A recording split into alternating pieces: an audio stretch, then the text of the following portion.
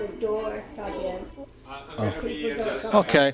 Hi, my name is John Bredin. Welcome to the Public Voice Salon. We are an on-air progressive dialogue on culture, politics, and the critical issues of our time, not necessarily in that order. And tonight we have the great honor of having on our show Ms. Judith Malina, who is a leader in avant-garde political theater in the world. Somebody who Al Pacino said has produced some of the greatest theater ever in her historic living theater founded in 1947 with her husband then Julian Beck, okay, and continuing to go strong into the 21st century. Judith has just written a book on Erwin Piscator, who was her great mentor. Erwin Piscator, who was also a teacher of Bertolt Brecht. And he was a founder of the dramatic workshop at the New School, where Judith was a student in the 1940s, along with Marlon Brando and Tony Curtis and B.R. Arthur and people like Walter Matthau, okay? And from there, Judith has written this book to honor her great... I just want to say that as a teacher myself, Judith, this was a wonderful thing that you did to honor your teacher. At a time when teachers are being bashed by the politicians, you took time out and wrote this wonderful book to honor this teacher who had an impact on your life, and I want to thank you for that as a teacher. How did Erwin Piscator change your life, and what was the experience of writing this book? What kind of memories came up for you? What was the significant impact of Piscator? Well, Erwin Piscator... Yes. Oh, Piscator, I'm sorry. Who is a yes, okay. Who was working together with Bertolt Brecht, and you could say that the two of them created modern political theater. He was admired by my mother when she was a young woman and wanted very much to work with him. But then she met a young idealistic rabbi and fell in love, and these two young people decided to marry. And at that time, it was unthinkable that you could be a rabbi's wife and an actress. Now you can be a rabbi and an actress, you see, but we've come a little ways. And my mother gave up her career, and they came to New York, and my father founded the German Jewish congregation, and my mother taught me to act. And just as I left high school, Erwin Piscator founded the dramatic workshop at the New School, and I became his student. And he taught political theater. That is, he taught the idea that if you want to stand up there in front of people, you really have to have something to say that's important to you, and that's meaningful to you. It was wonderful to work with him because he taught political theater. What I didn't know was that I had been doing political theater since I was 4 years old. My father was concerned with explaining to the American people what was happening to the Jews in Germany. And for this, there were rallies and meetings. And I would recite German poetry about the suffering of the Jewish children in Germany. And I didn't know it was political theater. I thought I was just reciting poetry. But I've always done political theater, and I've always been political, and I've always been concerned with the people that are suffering more than we do. And when I founded the Living Theater with Julian Beck, it was certainly our idea to create a theater that would present pacifist and anarchist ideals. And I'm still doing that work. This is wonderful. Now, when you look around New York today, and when you look around our country, and you see so much apathy, and I see, you see the people walking around with iPods, and people sort of disenchanted with what's going on with the politics. We saw a debate the other night where we have a Democratic Party that's center-right and a Republican Party that's far-right, It seems that the work you're doing is so valuable and so important to wake the people up, Judith. And I want to ask you, what could be done to expand this curriculum that you have? It really is a curriculum, to a greater awareness. I think the average people, unfortunately, our education system is breaking down in our society now. And I think one of the things about living theater from reading your book that I got is that what Piscator did, what you're continuing with, is that the original concept of theater as a source of education. When you look at Broadway today, when you look at theater, what theater has become... I don't know anything really about Broadway. What is the critique now of the way mainstream theater has become? I think theater has to be revolutionary. And our theater has, for 65 years now, been trying to bring a revolutionary message. A peaceful revolutionary. A peaceful revolution. Okay. Otherwise, it's not revolutionary. It's just the same old thing again, over and over again, Yes. but with a different group of people in charge. I'm an anarchist. I'm a pacifist. I'm a feminist. Oh, wow. I'm a vegetarian. and I hope to spread the notion that the dream we all have of the world we would like to live in is a possible dream, because we are trained to believe that what we really want is impossible. And we have to change that belief. And that will not be done by the statesman, it will not be done by the politician, it will be done by the artists. By the theater. That's wonderful. And the first time I ever saw you, Judith, this is years before I even knew anything about your theater work, when I was a young man watching television, cable television, and I saw Dog Day Afternoon for the first time, and I saw your tremendous performance there. It was a small part, but it was a powerful part, where you played Al Pacino's mother. Played the mother, and you Al urged him, you said, you have to get out of here, you have to run. And the cops were surrounding the bank, he says, Ma, where am I going to run to, But that was a riveting performance. You've mostly focused on theater, though, and you have done some films. I make movies in order to support my theater. Okay. Unfortunately, we get very little financial support, none at all from the big foundations or from the none at all, really. And this is, yeah. And so I have to work very hard to keep my theater going. It's a great anguish to be always fundraising when I should be working on my art, but I have to do that. And that's terrible, because we need to really gain an awareness that the project you're engaged in, which is really trying to wake up the American people to this kind of blindness that's happening in our political the structure now, the ignoring of the ecological crisis. If we lose our planet, rich people are going to suffer just as much as anybody else. But it's a problem with education. As a teacher myself, Judith, I decry the cutting of the budgets, the educational budgets, the taking of art out, the taking of humanities out. They're pushing a business major on young people in college. They're becoming accountant majors. You look around the city now, on our way here, these cute little bars in the Lower East Side filled with people. A more radical view. What's your view? I think we've got to get rid of money. Get rid of money itself. I think we have to get rid of a system which is fundamentally unjust. The monetary system, the capitalist system, the authoritarian system. And I want to change all that, and it's quite possible. And where it's been tried, it's always worked. But it's always been smashed by people that are afraid of freedom. Wow. And you have taken your radical theater around the world.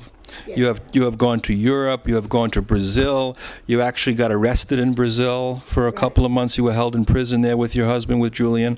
You were arrested here in the United States too. Yes, I've been arrested in 27 different countries, and never for anything I've been ashamed of. Not that I haven't done things I've been ashamed of, but I don't get busted for those. Oh my goodness.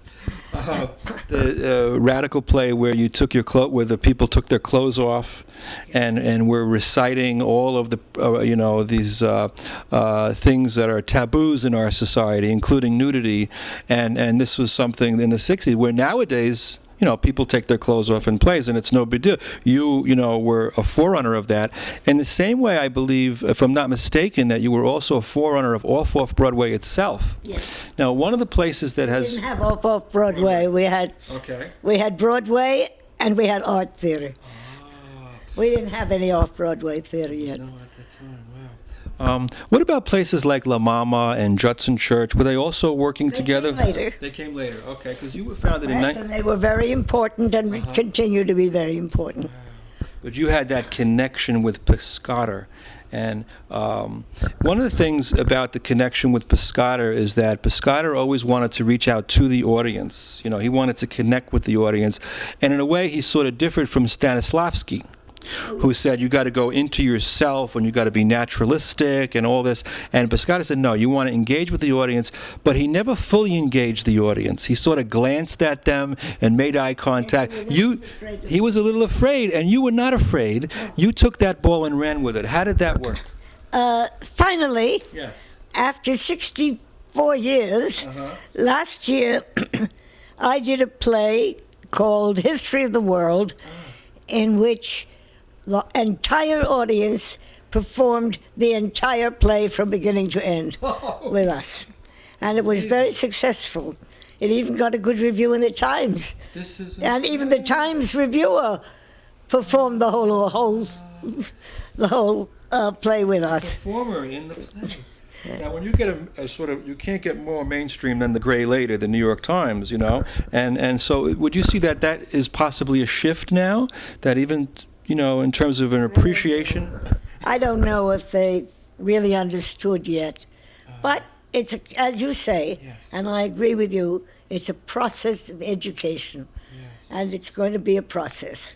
And when you say process, you always had that spirit of make it up as you go along, kind of, right? I mean, and at the same time, I think you have to study Yes. and prepare, Yes. and then you can make it up as you go along. I don't think we should just make it up as you go along, unless you've done a lot of studying and thinking. What are some of the classics that have made an impact on you in terms of your art and your researching in terms of classic theater? Would you say Shakespeare or All of them. All of them. Okay. All of them, from starting with Aeschylus to onward. Wow. Yes, I've studied theater, all of theater. All of theater has been valuable. Now, you and I have a Tolstoy connection, and I'm going to tell you what it is, okay? My grandmother was brought to America when she was a young girl. She was 7 years old. She was born in London, and she was brought to America by a famous actress named Blanche Walsh, who was a star of the stage in the early 1900s, who only did serious parts, okay? She did all the Sardou parts in the United States, where Sarah Bernhardt performed them in Paris. She played Fedora, okay? She played in La Tosca, which later became an opera by Puccini. But her most famous role was in Resurrection, which was Tolstoy's last novel, and his most political book as well. It was his most provocative book, and she played the lead in that play. Now, Piscator came to the United States specifically to perform War and Peace. So there's a Tolstoyan link there. Do you read literature? Yes. What are you reading now? What am I reading right now? I'm studying languages. Really? Which languages are you studying? Well, I'm trying to deepen my Hebrew, which I can only do to daven, to pray, but now I'm trying to learn. And we perform in many languages, so I have to keep up with Italian, French, German, Spanish, all of which we perform in. And I'm reading that. But I also read the new work that comes up. I'm interested in what's happening. Not enough is happening because I think the society is politically depressed because we're told that what we really want is impossible. And we're trained to believe that from the time we're very small. And it's very difficult to overcome that. But there are a lot of very good artists that are working hard at it. And there's something very freeing about your work. I want to say that. There's something very liberating about the kind of art that is using the imagination and also connecting it to the world. It's not something that's art that you put it up on a pedestal and you admire it, and it's full of dust, It's something which is in the world. John Dewey, who's one of the people who I have studied since I'm an educator, has said this, that art has to be in the midst of things, in the culture and in the society. There's a play you did with Julian, can't think of the name right now, but you made a community garden. Yes. And that was the whole play. Yes, you see Julian with a shovel. He's digging up, dirt, and the people are around watching it, and he's putting the dirt into people's hands. A lot of poetry in it too. And also poetry too. It's the art and the politics together. Wow.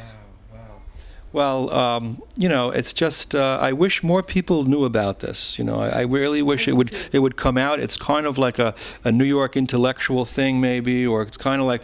But it is a problem of education, and one reason putting you on our show, we want to give you this mouthpiece, to come on anytime you want, and really speak to the public. And I wish I could see you on like a Charlie Rose.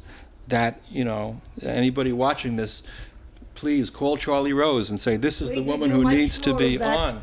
If we got a little support financially. Yes. But we don't get any. You had a very unusual marriage with Julian. Yes. Were people critical of that marriage, or is that something you didn't? People are always critical of everything everybody does. I was married twice. Okay. I married Julian Beck. Yes. When I was very young, and we met when we were 17, and we spent 30 years together in great productive work.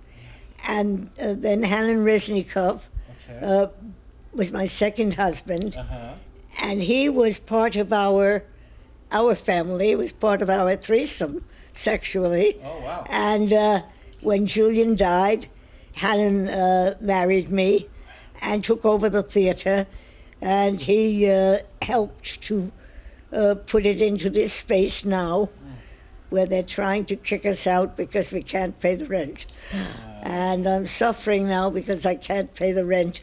But I'm in rehearsal for our next play called Here We Are. Here we are. And and I hope it will help us to continue. Do you have any stories about some of the great actors you worked with in the past? From reading your book, for example, there's a wonderful story about Bea Arthur. Where she was very tall, and she was going to be a dramatic actress. And one day she got a laugh on stage, and she was so excited that the audience responded to her through humor that she decided to go that way, And of course, you remember Bea Arthur was in this TV series called Maude, where she played a liberal. She played a very unabashed liberal. And today on television, you don't see too many liberals, And even in Golden Girls, she was kind of, critiquing ageism as an older person, So all of that crowd, and if you look at Marlon Brando, here's a guy who was tremendous as an actor, the Godfather. He wins the Academy Award. But what does he do? He doesn't accept the award. He has an Indian squaw go up there, and everybody got mad at him, and to accept the award for him. So this tremendous ferment coming out of this new school, was that because of the new school, you think, their politics? Those people whom you mentioned, Bea Arthur and Marlon Brando and many others worked with Piscator, were in that school. And I think that there's been a line going all the way back, probably to Aeschylus, of people that are really interested in making the theater meaningful. I don't think that it's ever missing. I think sometimes it's strong, and sometimes the society crushes it completely, maybe, like in Nazi Germany. But it's never gone. It's always there. And you are the sparkle. You are the spark. You are your spirit, your energy. Thousands. Oh, but, you're one of the most important ones, who we cherish. It isn't a question of importance. It's a question of how you can touch people. Of course, it's better to touch many people. But everyone in our theater has to do other work in order to work in it. I can't pay actors. It breaks my heart that I can't pay actors. I feel terrible about that. But I have to do work, and most of them work on office temp or waiters and waitresses. And I'm lucky I can make movies, and I make movies in order to help support the theater. You played in The Addams Family. Yes, that was awful. You were the grandmother? Yes, I played Bredin. You're not proud of that? Really awful. It's fun. It was fun. I always have fun whatever I do. And in The Sopranos. You were in The Sopranos. I was in The Sopranos. I was in lots of the. Did you put Tony Soprano in his place? I'm sorry? Did you put Tony Soprano in his place? Or? I don't know. Probably. I don't think too much about that. Yeah. But Judith, it's just such a pleasure to have you on our show. You inspired me this summer. I want to tell you how. I did something crazy this summer in the public space, and I declared my candidacy for president. And I walked around with a button on, declaring my candidacy, giving out flyers of what my platform would be, which was ecological sensitivity, higher taxes on the rich, 25-hour work week for all, so we all have time to be human and look at art, and and a proactive pursuit of world peace. And I just walked around the sidewalks of New York, and I said, but I thought, this is a crazy thing. And then I started reading your book, and you said in your book, no, the politics should be in the streets. So you helped me to push out there and say, you mustn't think of it as crazy. It's not crazy. You must think of one of the same things you did. We all have to do crazy things to make a living, to get along in the world. But that's kind of a sane step. You once actually did a play where you had homeless people in the play. Called The Body of God, yes. Okay. Wow. I just, the alienation in our society today really gets me down, when you see what's happening. It shouldn't. It should get energize you to see how much work you have to do. It shouldn't get down. You should say, I see I have to work very hard. And it should energize you. Thank you for that. Thank you, Judith. Occupy Wall Street. Yeah. Now, you were right on top of this. Yes, You did a play in Washington Square Park. Tell us about that play. We did several performances in support of Occupy Wall Street. I went along with Occupy Wall Street until someone threw a brick at a cop. And that was it. And it didn't end it, but it made me very critical of the movement. Yes. But I thought I was lucky to see the resurgence of the 68 energy. Emma Goldman, who lived around the corner from us here, she waited 30 years hoping to see a resurgence of her movement, and she didn't live to see 68. So I feel very lucky that I'm here when the energy for Occupy Wall Street is spreading, and it is spreading throughout the world. There's so many little tidbits in your book that I really enjoyed that I thought were really interesting. Like, for example, your boogeyman, which is laughing on stage, it's such a human thing, though, right? When we're in a situation where we're nervous and you want to laugh, it's very human. Nietzsche once said, any day spent without dancing or laughing is a day wasted. And so tell us about that little nervous thing that you had with laughing on stage. It was because I didn't have confidence in the audience, and in a sense, that's precisely what Piscator taught that was different from Stanislavski. Because in Stanislavski, the training is to connect with your other actor on the stage, and you create this world, and that world is out there. Whereas Piscator taught the unification of everybody in the room, and he wanted our interest to be primarily in that spectator that's out there to whom we were talking and whom we were addressing.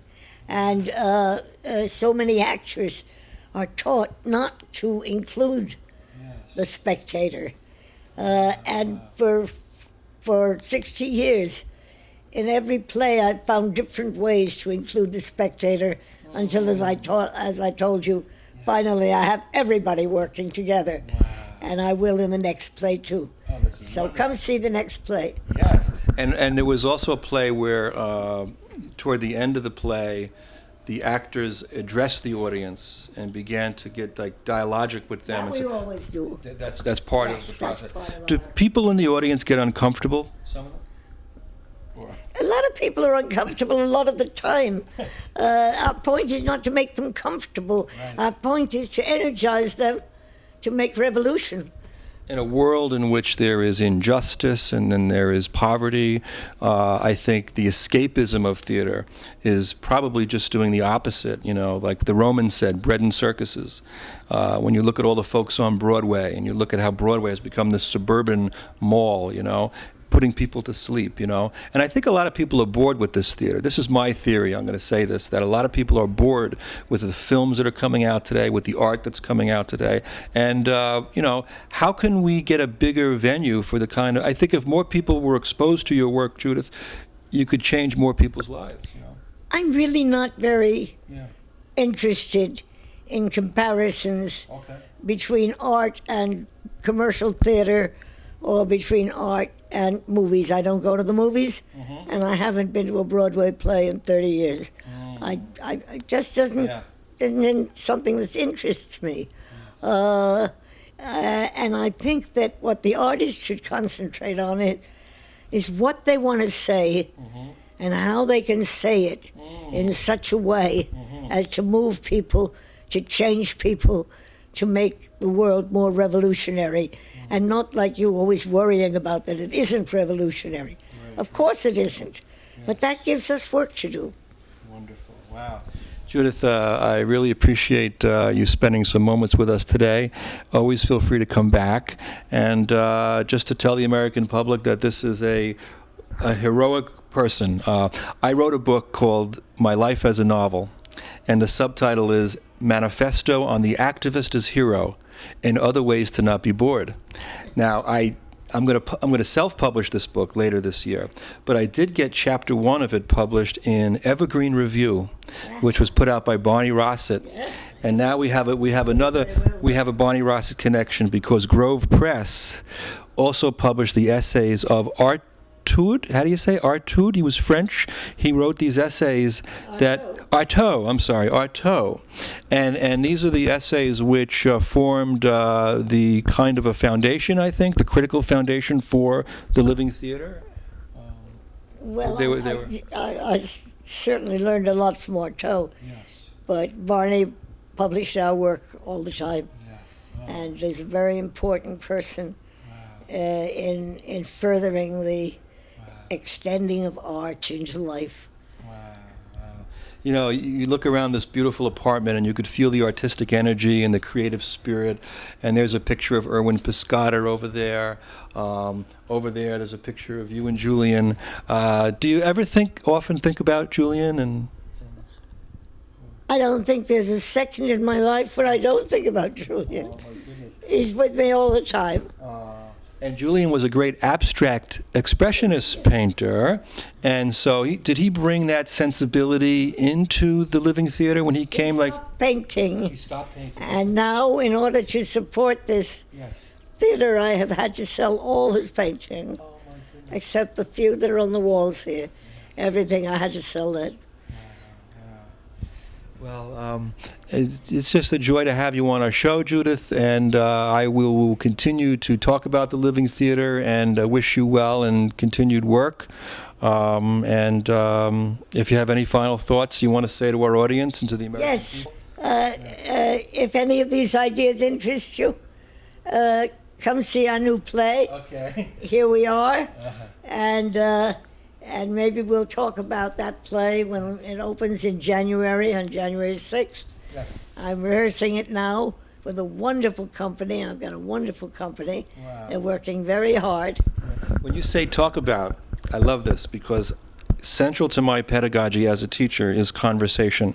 As an English professor, there are certain theorists like Louise Rosenblatt who said you have a transaction with the text. She wrote a famous book called Literature as Exploration in 1938, which has been marginalized by the Academy because it's radical and it's very democratic.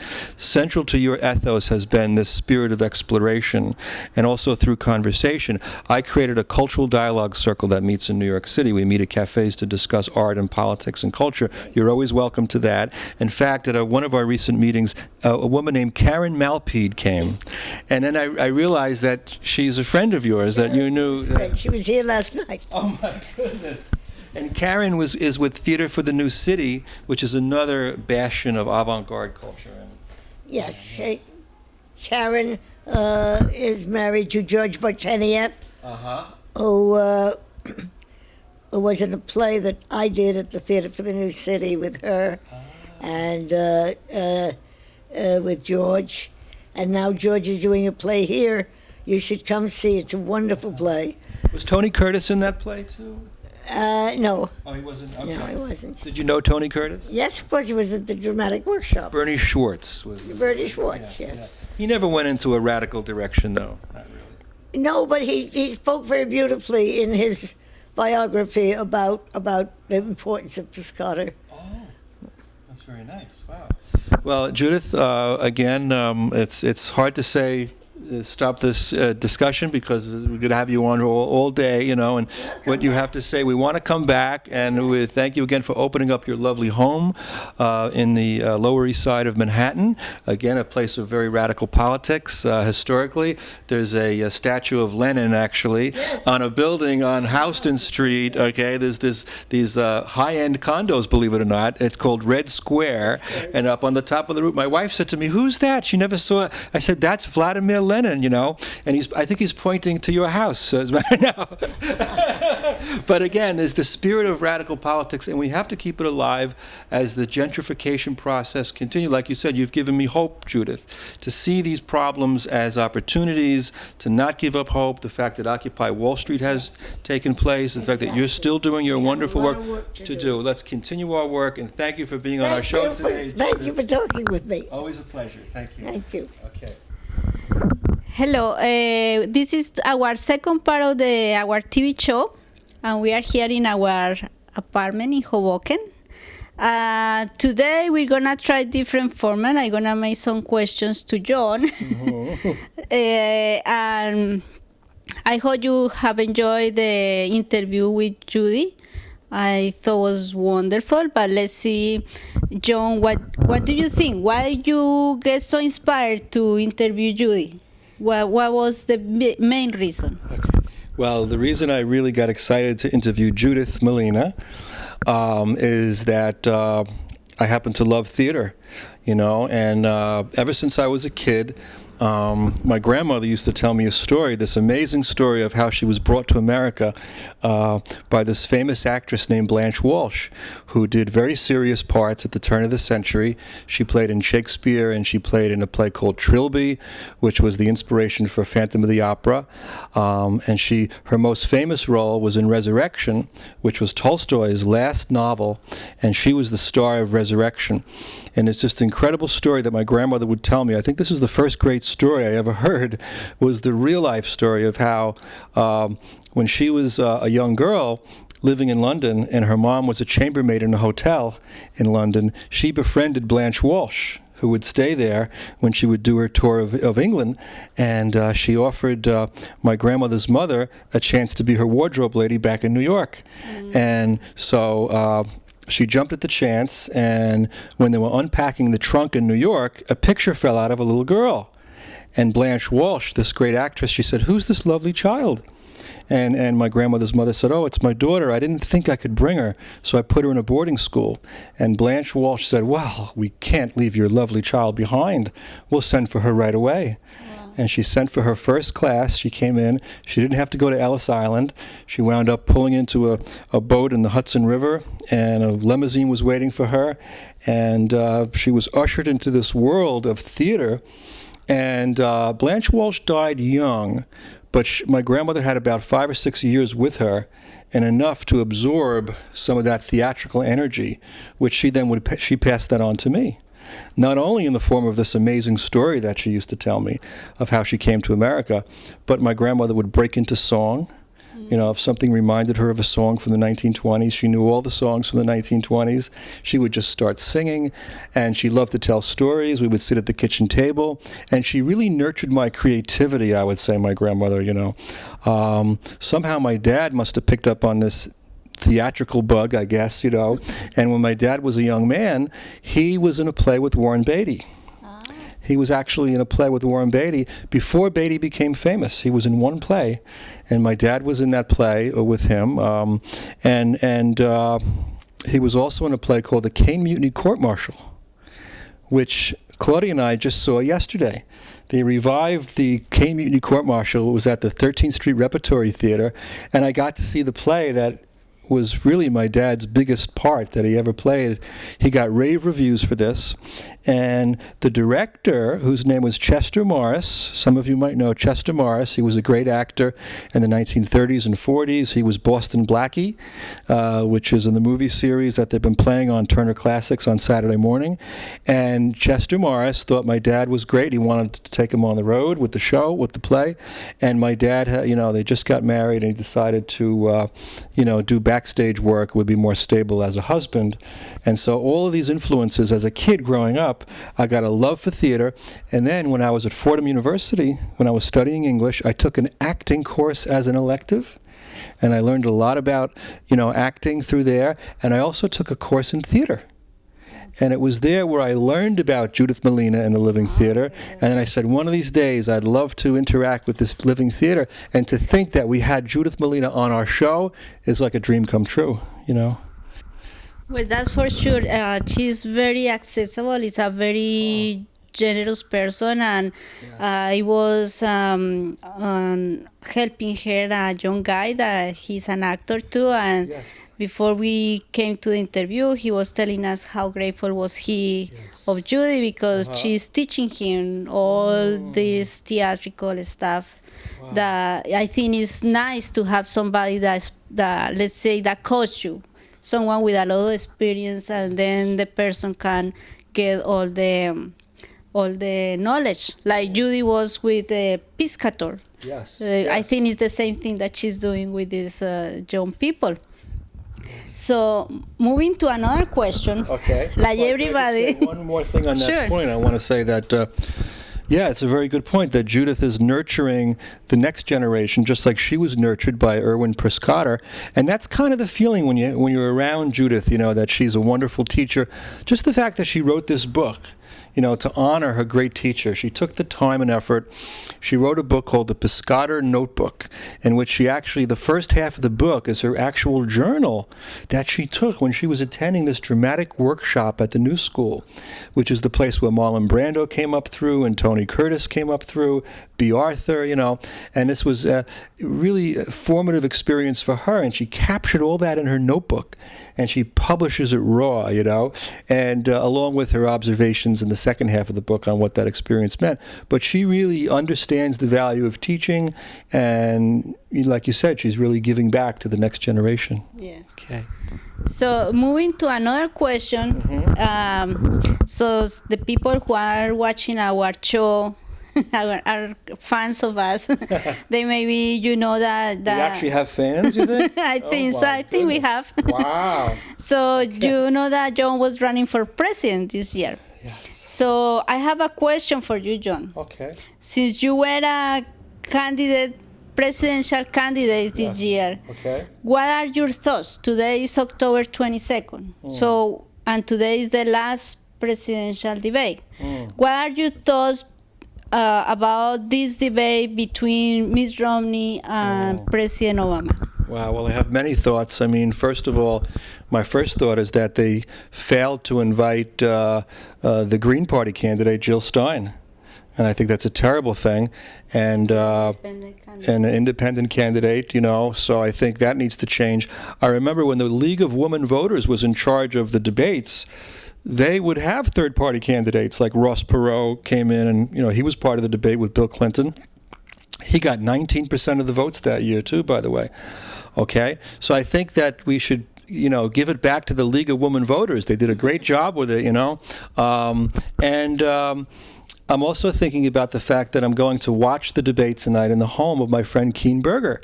And Keen is the district leader of Greenwich Village. And I've gotten to be friendly with Keen because she's very active in my club, which is the Village Independent Democrats. Okay? And Keen has opened up her home for a debate watching party like she did with the first two debates. And the wonderful thing that Keen does is after we watch the debate, she shuts off the TV and we actually have our own discussion, and she opens up a space. And Keen is very, she has a lot of psychological acumen. She's very person who knows how to facilitate dialogue. She's a professor of psychology at Bronx Community College.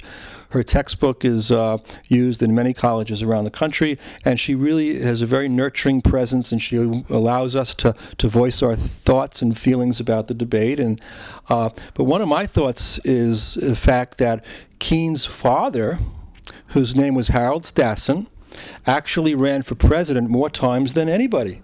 He ran for president 13 times. He's in the Guinness Book of World Records. And Harold Stassen was also a liberal Republican, when there was such a thing as a liberal Republican, because we don't have that anymore. We had Senator Lugar, who was more of a moderate Republican, and he was forced out by these radical right-wing Republicans, And one of the great things that Dick Lugar did was he helped to secure a lot of the loose nuclear weapons that were floating around, or the nuclear problem of loose nukes, He was able to help with that. He was forced out. Richard Nixon was a liberal Republican compared to the bunch we have in there now. And my friend Keen's dad, Harold Stassen, was very much a liberal Republican who co-wrote the UN Charter. So I think it's a wonderful, powerful experience to be in the home of the daughter of the man who ran for president more times than anybody, and that we could still learn from that. That I just think that the Republican Party has gone so far to the right that it's pulling the Democratic Party with it to the right. That's what I think, And I think one of the things I might say tonight after the debate, it's going to be controversial if I say it, is that I think that the Village Independent Democrats, if they really wanted to, they still have time, they could withdraw their endorsement of Barack Obama and choose instead to endorse Jill Stein and make history and be the first Democratic club in America to actually endorse a Green Party candidate. And when they say, why are you doing this, we could say that we have decided to hold our ground, and we are not going to continue to go to the right with these corporate-controlled candidates. And until the Democratic Party can produce a candidate to our liking, who is more progressive, who cares about working people, who cares about the poor, who is not going to be controlled by Wall Street, we are going to endorse a Green Party candidate to send a message. We would hold a press conference. This would make the New York Times. Let me ask you something. Yes, okay. So that's your idea. Yes. You would like to do that. I would like to say that. I'm a little nervous about saying it because, people say, oh, this is a Democratic club, what are you saying this for? It could be embarrassing to say this, but sometimes you have to be embarrassed, Reverend Billy says you have to go to your exalted embarrassment sometimes, Okay. and not be afraid to be embarrassed if you're going to So this is my other question. Yes. So since you would like that okay. the VID were a little more progressive, Yes, let's say I would that's like the word. that. Yeah. So that's why you decide to run for president how you take your candidate president, as a theatrical act, or it was something like very, what is the word, like very seriously, or what was exactly? Okay, my dear, I took my candidacy for president very seriously, and at the same time I did realize there was a theatrical aspect to it. But as Judith Malina teaches us with the Living Theater and politics can go together. And that Judith says the best theater is now in the streets, right, with protesting, So my thoughts about that are that my campaign, I was 100% for green energy, But then I found out the Green Party is also, for green energy. I said, okay, I like that, Yeah. Okay. And but the other thing about my candidacy that was different, I don't think I've seen anybody talk about this, is that I believe we should have a 25-hour work week. I think Americans are badly overworked, And, actually in the 1930s, there was a 30-hour work week law that was actually passed by the Senate. Okay. And the House of Representatives failed to go with it, and FDR was against it. Okay, because he thought that the elite businessmen would get upset with this, but there is a rationale to have a reduced hours in terms of the work week, because you would be able to get rid of unemployment. People would, you'd be able to spread the work around equally. Instead of having one person work 50 hours a week, you would have two people doing that job working for 25 hours a week, and meanwhile you would have time to spend with your family, with your community. You would have time to read, to write, to feel like a person. We have a problem in America now that we are becoming a very depressed nation. The suicide rate is way up. We have Prozac that's out of control. People are taking Prozac and all these pharmacological pills, to narcotize because of a depressing society that is just tremendously overworked. We don't have time for what matters for community. We have a media that's just become a bread and circus infotainment, so we're not getting nurturance. We're trying to put nurturance out there on the television, like Judith Malina is doing with her theater. And so these are the things that I was for. I was also for a proactive approach for peace, that we should try to really do what we can to make a peaceful world, because then we wouldn't have to spend all this money on weapons. It's such a waste of money. And the other thing is, I belong to the network of spiritual progressives. And the network of spiritual progressives, I want to say quickly, okay, we believe in a new bottom line in American society that values not just expanding money and power, but kindness, caring, love, generosity, and a sense of awe and wonder at the beauty of the natural world, okay? We also believe in a global Marshall Plan so that we could take all the wealthy nations, right, and kick in 1% to 2% of our gross national product, which is not a lot of money, and we could eliminate world poverty. All poverty would be completely gone, including in the United States. And what this would do is, this would be a proactive pursuit of peace through generosity. The rest of the world would see us as a great force of good. And then all the anger that's directed at us now because of the corporatocracy, because of the corporate control, when you've seen all of the dictators that we've supported over the years and all that bad energy that we've been put out there, not by Americans, no, but by the cabal of corporate elites that have taken charge of our political process, which Dwight Eisenhower warned against, by the way, when he spoke against the military-industrial complex. Okay, dear. Very interesting, John. So, coming back to the question about the presidential debate tonight. Yes. So, depending who wins the election, you think it's going to affect the position of United States in the world? I think the position of the United States in the world would best be improved if our country gets back to being a real democracy again, and taking back our country from the corporate elites who have hijacked it. Through Citizens United, we see this decision, which now says that corporations can spend as much money as they want on political campaigns. That has got to be repealed. We have to get rid of the fantasy finance of Wall Street now, with these derivatives and these collateralized debt obligations and all this nonsense, which is just, as Les Leopold calls it in his book, the looting of America. It's fantasy finance. And we have to become a force of good. We have to get our moral compass back. We've lost our spiritual mooring right now. And I've created an organization called the Ethical Business Society. And I suggest Mitt Romney take a look at that, okay? Because it's really, one of the things that, and I'm not saying Mitt Romney's a bad man, okay? I think he's an intelligent man. I think Obama's an intelligent man. But they're working within a very narrow confine. If you become a CEO of a corporation now, you have got to expand money and power. That's your mission. And whatever you have to do, whether you pollute the environment or whether you shut down factories in the U.S. and outsource jobs, that's your mission. Okay? But what has to be changed is the structure itself. It's not Obama's fault or Mitt Romney's fault. They're good people, okay?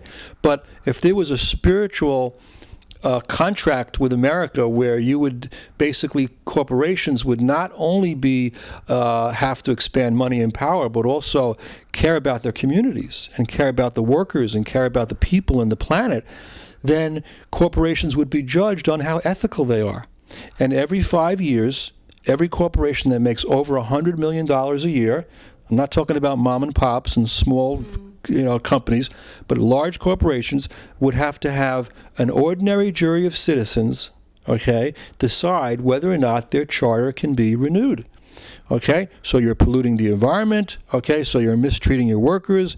You're bashing the unions. You're union busting. We're not going to renew your charter. Okay, and if that system was in place, then these very bright people would, who are CEOs, they would have to enact that mission. And I do think their salaries are way overpaid right now. The average CEO makes 600 times than the average worker. That's got to go back to about 25 times as much, which is what it was 30 years ago. And if you look all across the world, if you look in Europe, if you look in Japan, most of the CEOs make about 20, 25 times as much as the average worker.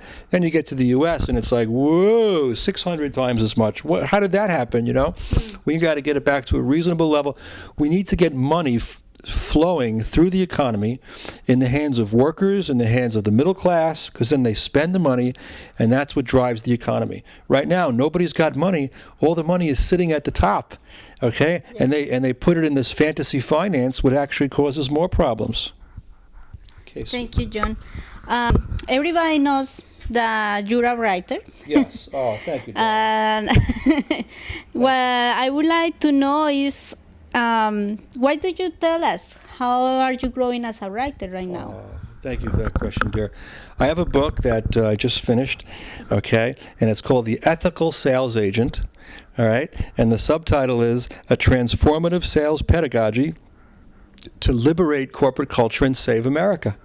Now, when I tell people I wrote a book about ethical sales, the first thing they tell me is, that's an oxymoron, And I turn around and I say, well, that's why you need to read my book, And because of the fact that so many people believe that to be ethical in business is somehow antithetical, we have bottomed out in this society. We have the lowest opinion of business ever. And I think that these crooks who destroyed our economy in 2008, they were partly responsible for that, And also with the corporate control of politics, we need to redeem our corporate spaces, okay? I have created the Ethical Business Society as well, an organization that is designed to bring ethical energy and spiritual energy back into corporate America to make it a caring, humane place. And it's not going to be easy, but I'm working on that project. And it's a lot of fun, and I think it's a lot more fun than being president actually right now. And the way things are going, I don't think I would want to be president because I think it would be boring, because all a president does is just like you're on strings and you're carrying out the orders of the elites. So until they get all money out of politics, until a president could be a president again and could be a person, I wouldn't even consider running for the job. And I enjoy doing my work in corporate America, being a reformer, and I enjoy being an educator at Essex County College in Newark, where I'm teaching writing and opening up spaces for young people to also find their voices as writers and as people and as political beings. Now that you mentioned that you're an educator, yes, what will be your advice for young people or for anybody who wants to be a writer? First thing I would say is you need to read, and you need to read a lot. And you need to read good books, you need to read quality books, you need to get an education.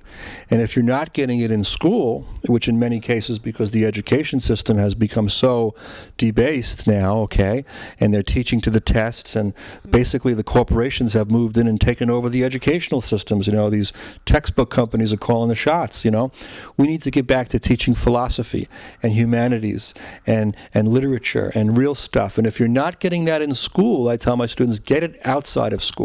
Spend so many hours a week. You got to put maybe 5 or 6 hours aside and read good quality books. Read literature. I'm reading Jane Austen right now. I'm reading Dostoevsky.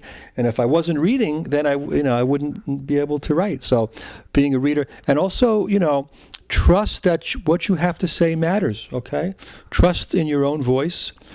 Start by keeping a journal.